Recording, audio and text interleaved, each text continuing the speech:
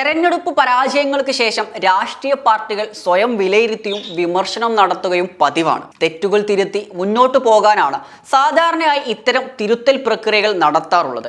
എന്നാൽ CPM-ൽ ഇപ്പോൾ നടക്കുന്നത് യഥാർത്ഥ സ്വയം വിമർശനമാണോ അതോ യാഥാർത്ഥ്യങ്ങളിൽ നിന്നുള്ള ഒളിച്ചോട്ടമാണോ? കണ്ണൂർ ജില്ലാ സെക്രട്ടറി KK രാഗേഷിന്റെ പുതിയ പ്രസ്താവനയും അതിനെ പ്രതിപക്ഷ നേതാവ് പിണറായി വിജയൻ പ്രതിരോധിക്കുന്ന രീതിയും കേരള രാഷ്ട്രീയത്തിന് തന്നെ ഒട്ടും ചേർന്നതല്ല എന്ന വിമർശനം ശക്തമാണ്. തോൽവിയുടെ ഭാരം ന്യൂനപക്ഷ വർഗീയതയുടെ മേൽ കെട്ടിവെക്കാനുള്ള ഈ ശ്രമങ്ങൾ പാർട്ടിക്കകത്തും പുറത്തും വലിയ ചോദ്യമാണ് ഉയർത്തുന്നത്. തവനൂരിലെ KT ജലീലിന്റെ പരാജയവും തൃക്കാക്കരയിൽ സന്ദീപ് വാര്യരുടെ വിജയവുമെല്ലാം ഈ വാദങ്ങൾക്ക് മുന്നിൽ വലിയ ചോദ്യചിഹ്നമായി അവശേഷിക്കുകയുമാണ്. CPM തിരുവനന്തപുരം ജില്ലാ കമ്മിറ്റിയിൽ സംസ്ഥാന സെക്രട്ടറി MV ഗോവിന്ദൻ നടത്തിയ പരാമർശങ്ങൾ വളരെ യാഥാർത്ഥ്യബോധത്തോടു കൂടിയുള്ള സ്വയം വിമർശനമായിരുന്നു എന്നാണ് നിലവിൽ രാഷ്ട്രീയ കേരളം വിലയിരുത്തുന്നത്. പാർട്ടി ജനങ്ങളിൽ നിന്ന് അകന്നുപോയെന്നും ജനവികാരം ഉൾക്കൊണ്ടുകൊണ്ട് അടിയന്തര തിരുത്തലുകൾ വേണമെന്നുമുള്ള വ്യക്തമായ സൂചനയാണ് അവിടെ നിന്നും ഉണ്ടായത്. എന്നാൽ ഈ പ്രതീക്ഷകളെയെല്ലാം കാറ്റിൽ പറത്തുന്ന തരത്തിലായിരുന്നു കണ്ണൂരിൽ CPM ജില്ലാ സെക്രട്ടറി KK രാഗേഷ് നടത്തിയ പ്രസ്താവന. ഇത്തവണ തെരഞ്ഞെടുപ്പ് ന്യൂനപക്ഷ വർഗീയത തിമിർത്താടിയ ഒന്നായിരുന്നു എന്ന വിചിത്രമായ കണ്ടെത്തലാണ് അദ്ദേഹം നടത്തിയത്. മുസ്ലിം ലീഗും മറ്റും മതം നോക്കിയും പള്ളി നോക്കിയും വോട്ട് ചെയ്യാൻ ആഹ്വാനം ചെയ്തുവെന്നും വോട്ട് ബാങ്ക് ലക്ഷ്യമിട്ടുള്ള പ്രചാരണമാണ് UDF നടത്തിയതെന്നും രാഗേഷ് ആരോപിക്കുന്നു. ഇതിനു പുറമെ CPM-ന് ശക്തമായ സ്വാധീനമുള്ള മണ്ഡലങ്ങളിൽ UDF-ന് വേണ്ടി BJP വോട്ട് മറിച്ചെന്നും പകരം നിയമസഭയിൽ BJP-യെ സഹായിക്കാൻ UDF ഡീൽ ഉണ്ടാക്കിയെന്നുമുള്ള ഗുരുതരമായ ആരോപണവും രാഗേഷ് ഉയർത്തി കാണിക്കുന്നുണ്ട്.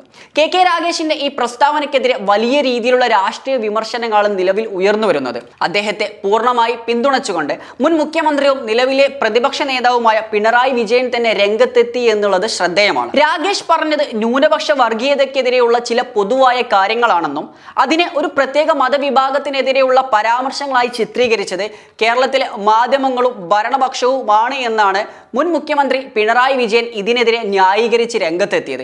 എന്നാൽ പാർട്ടിയുടെ ഏറ്റവും ഉയർന്ന നേതൃത്വം ഈ വാദത്തെ പ്രതിരോധിക്കുമ്പോഴും CPM-ന്റെ വിവിധ തലങ്ങളിൽ ഇതിനോട് തികച്ചും വിരുദ്ധമായ അഭിപ്രായങ്ങളാണ് ഉയർന്നു വരുന്നത്. ഇത് പാർട്ടിക്കുള്ളിലെ ആഭ്യന്തര ആശയക്കുഴപ്പം കൃത്യമായി വ്യക്തമാക്കുന്നുമുണ്ട്. മുസ്ലിം ലീഗിനെ മുൻനിർത്തി രാഷ്ട്രീയ താല്പര്യത്തോടു കൂടിയുള്ള വർഗീയ പ്രചാരണങ്ങൾ നടത്താനുള്ള ശ്രമങ്ങളെ തടയണമെന്ന് SFI സംസ്ഥാന പ്രസിഡന്റ് ശിവപ്രസാദ് പരസ്യമായി പറയുകയുണ്ടായിരുന്നു.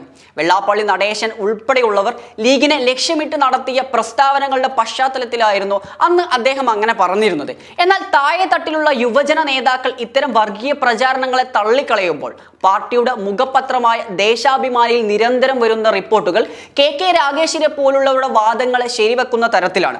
മുസ്ലിം ലീഗ് നടത്തിയ വർഗീയ ധ്രുവീകരണമാണ് തെരഞ്ഞെടുപ്പ് ഫലത്തെ സ്വാധീനിച്ചതെന്ന മട്ടിലുള്ള ലേഖനങ്ങളും വിശകലനങ്ങളുമാണ് പത്രത്തിൽ നിരന്തരം വരുന്നത്.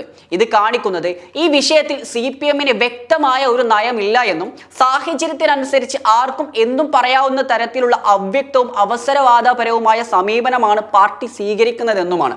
KK രാഗേഷ് പറയുന്ന ന്യൂനപക്ഷ വർഗീയത എന്ന വാദം എത്രത്തോളം പൊള്ളയാണെന്ന് വ്യക്തമാക്കാൻ ഈ തെരഞ്ഞെടുപ്പിലെ ചില കൃത്യമായ ഫലങ്ങൾ മാത്രം പരിശോധിച്ചാൽ മതിയാകും.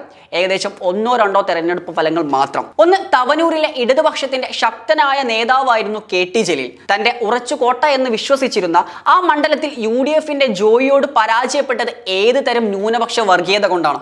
ഭൂരിപക്ഷവും ന്യൂനപക്ഷ വോട്ടർമാരുള്ള ഒരു മണ്ഡലത്തിൽ ജലീലിന്റെ തോൽവി ഭരണവിരുദ്ധ വികാരത്തിന്റെ പ്രതിഫലനമല്ലേ? അതുപോലെ തന്നെ തൃക്കാക്കരയിൽ CPM സ്ഥാനാർത്ഥിയായ മുസ്തഫയ്ക്കെതിരെ മത്സരിച്ച UDF-ന്റെ സന്ദീപ് വാര്യരെ ജനങ്ങൾ വൻ ഭൂരിപക്ഷത്തോടെ വിജയിപ്പിച്ചത് ഏത് തരം ന്യൂനപക്ഷ രാഷ്ട്രീയത്തിന്റെ അടിസ്ഥാനത്തിലാണ്? ഒരു കാലത്ത് കടുത്ത BJP നിലപാട് സ്വീകരിച്ചിരുന്ന പിന്നീട് കോൺഗ്രസിലേക്ക് വന്ന സന്ദീപ് വാര്യരെ ന്യൂനപക്ഷ വോട്ടർമാർ ഉൾപ്പെടെയുള്ളവർ പിന്തുണച്ചെങ്കിൽ അത് വികസനത്തിന്റെയും രാഷ്ട്രീയ മാറ്റത്തിന്റെയും വേണ്ടിയുള്ള വോട്ടായിട്ടാണ്. എവിടെയാണ് രാഗേഷ് പറയുന്ന പള്ളി നോക്കിയുള്ള വോട്ട് ചെയ്യൽ നടന്നത്? യഥാർത്ഥ വസ്തുത ഇതായിരിക്കെ സ്വന്തം വീഴ്ചകളും ഭരണപരാജയങ്ങളും വിലയിരുത്തുന്നതിന് പകരം തോൽവിയുടെ യഥാർത്ഥ കാരണങ്ങളിൽ നിന്ന് ജനശ്രദ്ധ തിരിച്ചുവിടാനാണ് ഇവരെ പോലുള്ളവർ ശ്രമിക്കുന്നത്. ജനങ്ങളുടെ ജീവിത പ്രശ്നങ്ങളും വിലക്കയറ്റവും ശക്തമായ ഭരണവിരുദ്ധ വികാരവുമാണ് തെരഞ്ഞെടുപ്പിൽ പ്രതിഫലിച്ചതെന്ന് യാഥാർത്ഥ്യം ഉൾക്കൊള്ളാൻ CPM ഇപ്പോഴും മടിക്കുകയാണ്. സ്വയം വിമർശനം എന്നത് തെറ്റുകൾ തിരുത്താനുള്ള കണ്ണാടിയാകണം, അല്ലാതെ മറ്റുള്ളവർക്ക് മേൽ കുറ്റം ചാരാനുള്ള ആയുധമാകരുത്. താഴെത്തട്ടിലുള്ള യുവജന നേതാക്കൾ യാഥാർത്ഥ്യം തിരിച്ചറിയുമ്പോൾ മുകളിലിരിക്കുന്ന മുതിർന്ന നേതാക്കൾ ഇപ്പോഴും പഴയ രാഷ്ട്രീയ തന്ത്രങ്ങൾ കൊണ്ട് അഭയം പ്രാപിക്കുകയാണ് ചെയ്യുന്നത്. Waytonikah.com, the exclusive Muslim matrimonial site.